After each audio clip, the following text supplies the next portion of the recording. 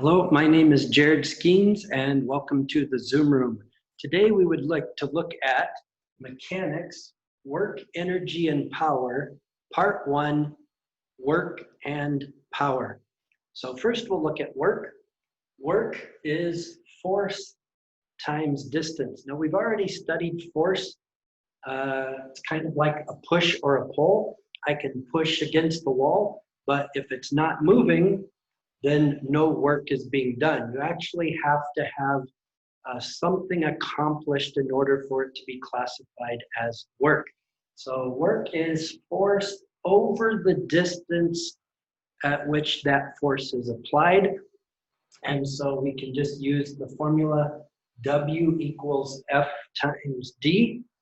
And the units for work is in joules. So the J stands for joules, and that is a unit for work. And if you want to have a little fun with it, remember force is mass times acceleration. And so if you have force, mass times acceleration times distance, well, that means work will make you mad. So maybe that can help you remember the formula for work, because work makes you mad. So this is the concept of work, force applied over distance. Now we move over to power. Power is force times velocity. So we have, again, we've already looked at force, and now it's force with this speed concept, or meters per second. The formula power is force FV, or force times velocity, and the units is watts. And it can be in watts, W, or it can be in kilowatts, kW. So watts is the unit of power. And if you break that up, remember velocity is meters per second. So force times meters is the same thing as force times distance, which is your work. Work divided by time is what power really is work over time, same thing as force times velocity, which means that what you're really saying is how fast are you working? How fast you work. That is what power is about. So you can have two people with maybe the same force over the same distance, but if one person works faster than the other person, then that means they have more power. So some things work slow and some things work fast. But that time element is involved with power. How fast are you working? Or you might want to think of it as how efficient is your working. So this is the two concepts that we're dealing with in this unit, in this particular part 1. And the mechanics of it, like how to do the formula, is really quite easy. It's just a multiplication problem, force times distance or force times velocity. So obviously there's going to be other mental concepts involved. Remember, mechanics curriculum is cumulative. So everything you've learned up to this last unit here all can come into play. So you really need to pay attention to units, because force is in newtons, work is in joules, and power is in watts. So you want to pay attention to your units as well as all the other different things that you've learned. So let me set up our first problem for us, and we'll start applying what we learned here. Okay, for our first problem, let's read it together here. Says a lorry is British English for what American English would call like a semi-tractor trailer. So a lorry has mass 12,000 kilograms. Part I, the lorry moves at a constant speed of 5 meters per second up a hill inclined at an angle of theta to the horizontal, where sine theta equals 0.08. At this speed, the magnitude of the resistance to the motion on the lorry is 1,500 newtons. Show that the power of the lorry's engine is 55.5 kilowatts. So here for our first question, at least they already give us the answer. The power is 55.5 kilowatts. And all we have to do is show that particular value. Now, what we need to do here is we need to, again, just like at the beginning of mechanics, acceleration is the key to starting to unlock your problem. And so we notice that in the first sentence, it says the lorry moves at a constant speed. That means there's no acceleration. It also means that your forces are in balance because there's not a net force. So let's go back to our board, see what we got here. So again, the mass was 12,000. Here we have an angle inclined at an angle of theta, where sine theta is 0.08. We have a constant speed of 5 meters per second, and we have a resistance of 1,500 newtons, and we want to show that the power is 55.5 kilowatts, and the formula for power is force times velocity. Now this force in power is the driving force. So that's the force that it's referring to. It's not any particular force, it's the driving force that is implied here. And so what we need to do is we need to solve for this FD, for the driving force.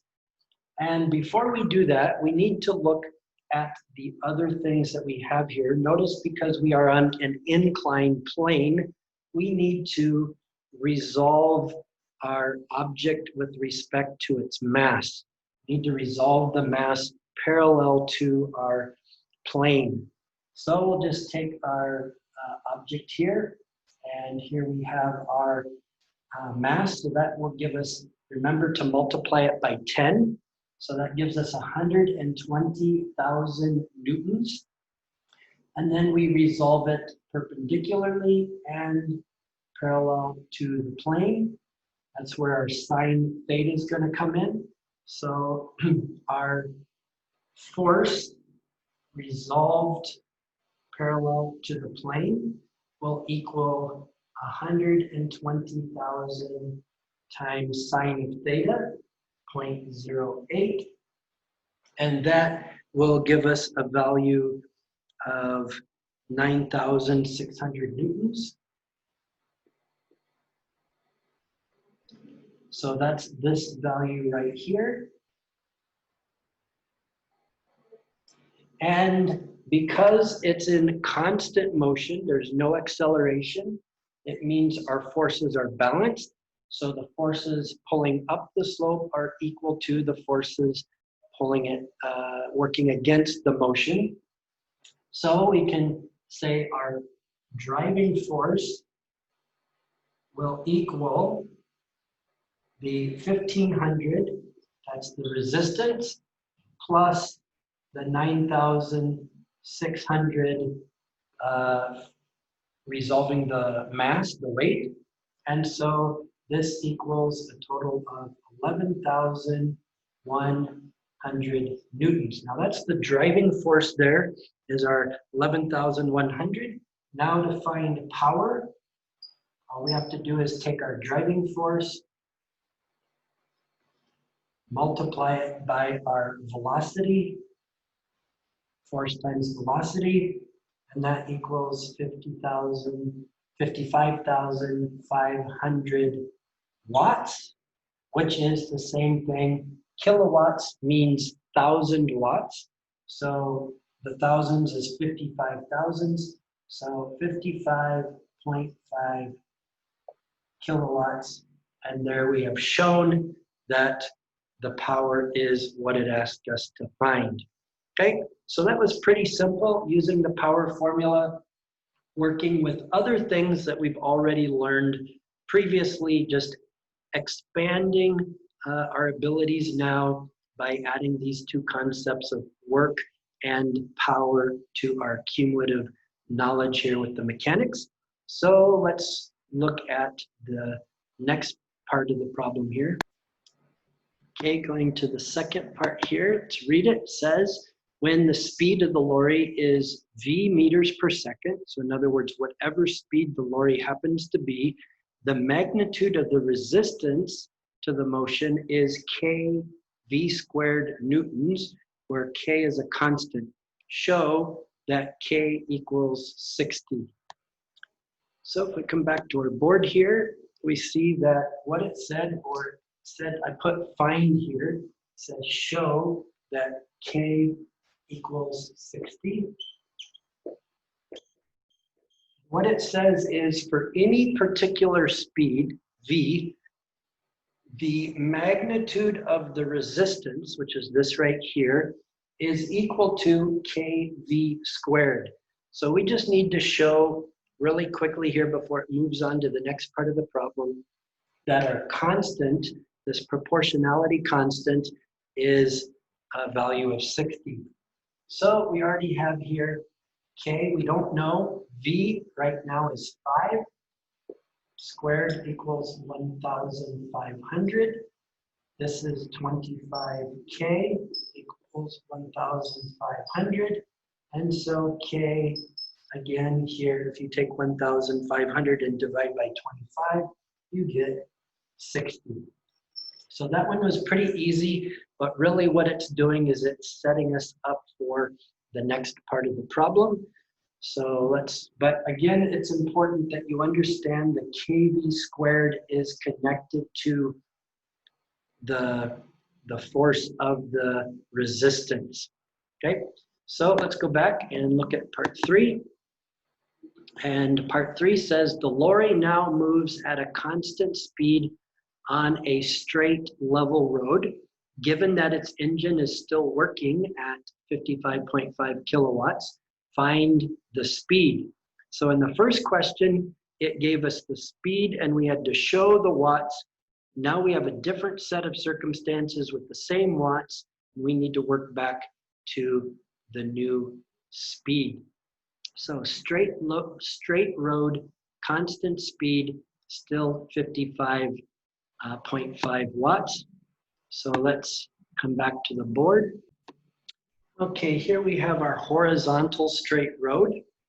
And remember, now that our speed is a different speed, we need to remember that it's the resistance is proportional to this kv squared. We already solved for k, so we have a 60 v squared resistance.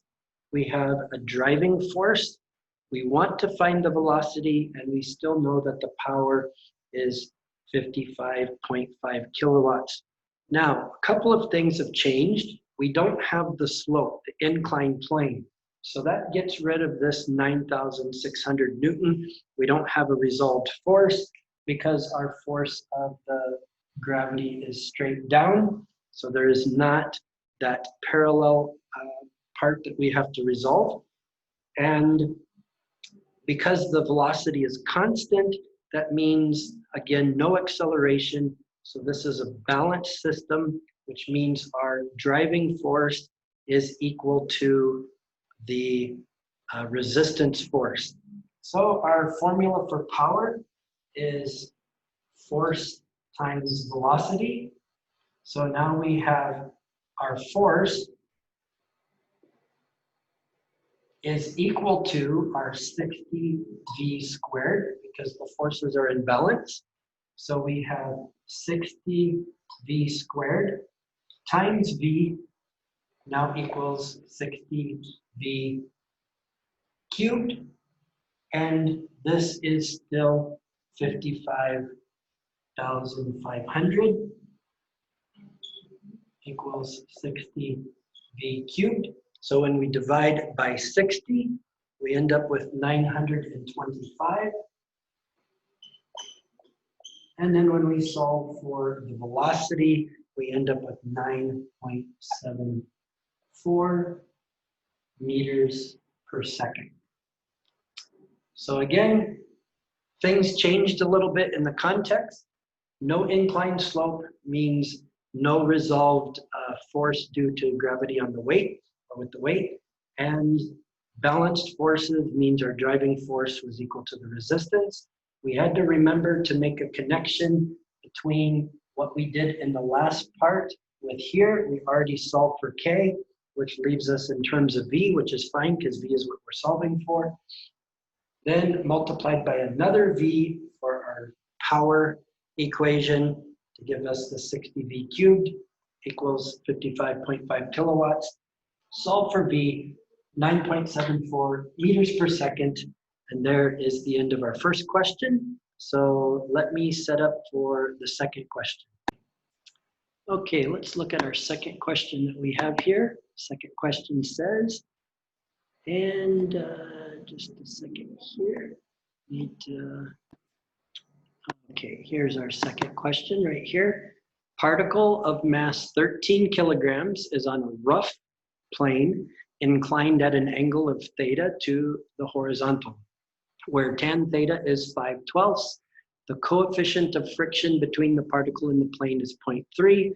A force of magnitude T newtons acting parallel to a line of greatest slope moves the particle at a distance of 2.5 meters up the plane at a constant speed. Find the work done by this force. So let's look at our board and see what we got here. So here we have a particle being acted on by a force of T newtons. Now really it didn't say where the force was pushing or pulling, so you really can draw that diagram however you want.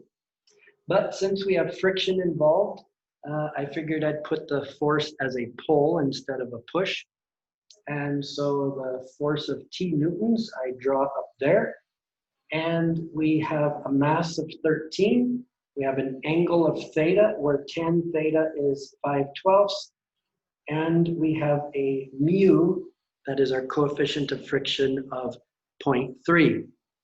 So the first thing we want to do is we want to resolve our force due to gravity, resolve our force parallel to our plane. So here we take our force, go straight down, 13 times 10 is 130 newtons.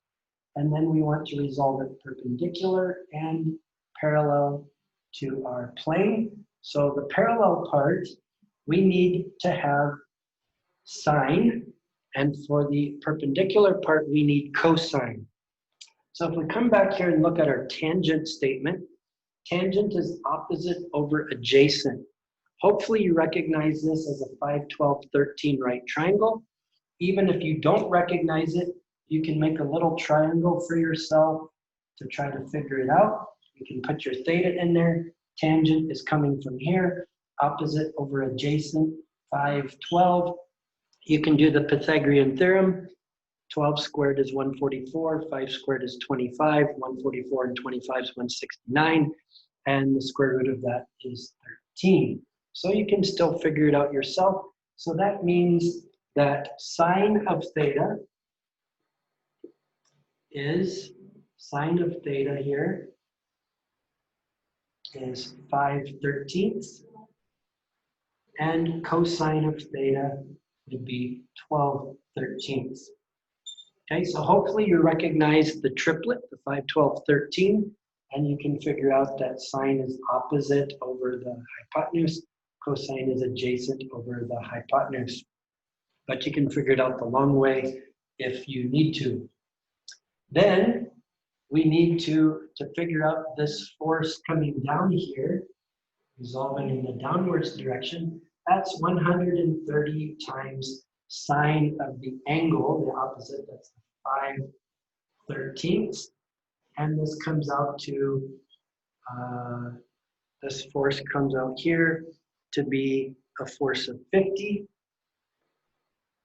newtons. The 13 cancel gives you 10 times 5 is 50. That's this one here, 50 newtons. And if you want the normal contact force, which is the force pushing back up against the plane, it's 130 times the 12/13, which gives you 120 newtons. That's this one over here.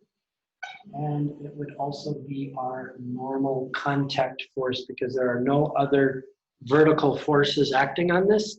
So this 120 going down is also 120 going up as the normal contact force.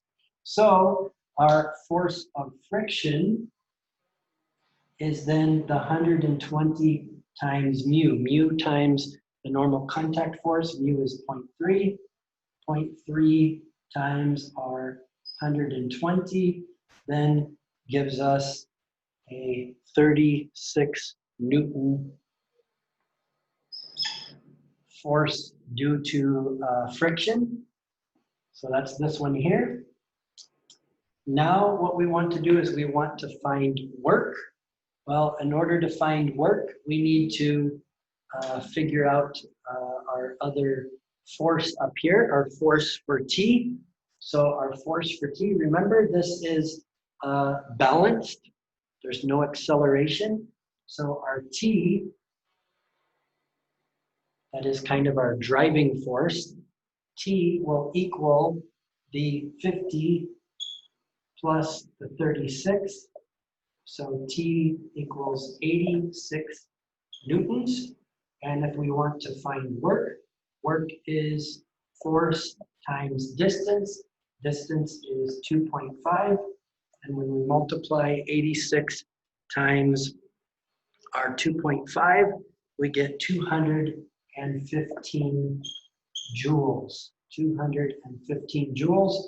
And that is the amount of work that it takes this force to pull up this object 2.5 meters up the slope, given this resistance and this mass.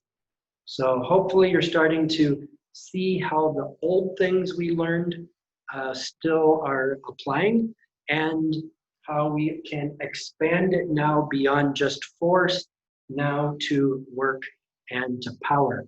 So let me set up one more question for us. Okay, let's look at our last question for this video. And here we see a car of mass 1,400 kilograms is traveling up a hill inclined at an angle of 4 degrees to the horizontal. There is a constant resistance to motion of magnitude 1,550 newtons acting on the car. Given that the engine of the car is working at 30 kilowatts, find the speed of the car at an instant when its acceleration is 0.4 meters per second squared. So let's go back to our board and see what we got here. Here we have our particle with a driving force that we don't know, resistance of 1,550 newtons, power of 30 kilowatts, and mass of 1,400. Notice the velocity is what we're actually trying to find, and there is an acceleration. So because there's an acceleration, we can use the net force with Newton's second law to set up an equation for that. But first, we need to resolve our force parallel to our plane here. So this here is now 14,000 newtons facing in that direction. And we want to resolve this perpendicular and parallel to the plane. So we need our parallel to the plane here is 14,000 times sine of 4 degrees. And that value there is 976.59. And because we have a net force here, our mass times acceleration, 1,000, that's Newton's second law, mass times acceleration, 1,400 times 0.4 is equal to the net force, which is force of the driving force, the force pulling it up, minus the forces pulling down, which are 1,550 plus this 976.59. That was the force right here. That's a 976.59 is the force pulling down there. And so what we end up here is 1,400 times 0.4 is 560. is equal to our driving force minus those two added together gives 2,526.59. And so when we combine these, our driving force then is 3,086.59. And what we're looking for is velocity. So our power is 30,000. 30 kilowatts is 30,000 watts. Power equals force, 3,000, that is our driving force, 86.59, times velocity. So then we can divide and find that our velocity comes out to 9.72 meters per second. And so there is our velocity for that. Okay, now we'll look at the second part of the problem. Okay, looking at the second part of the problem, it says this: the greatest possible constant speed at which the car can travel up the hill is 40 meters per second. Find the maximum possible power of the engine. So we're looking for power, and notice it said that the maximum velocity is a constant of 40. So constant velocity means now we've moved into a situation of no acceleration. So maximum velocity is 40. It was constant velocity, so there is no acceleration, which means that now our forces are balanced. So it means that our force, our driving force, is equal to these two added together, which we already did right here. So 2,526.59. And now we want to find power. So power is force, 2,526.59 times 40. And when you multiply 2,526.59 times 40, we get an answer of 101,063.6 watts. And if you round this to three significant figures, that would just be 101,000, or in other words, we could call it 101 kilowatts. So three significant figures, 1, 0, and 1 are our three significant figures. All these become 0. So 101,000 is saying the same thing as 101 kilowatts. And that is our answer to the power question for this second part. So there we went through three different examples for work and for power. And hopefully you now understand the relationship of that with everything else that we have learned up to this point. So hope you join me again for part 2, where we'll look at energy. So again, thanks for joining me. See you again next time in the Zoom room.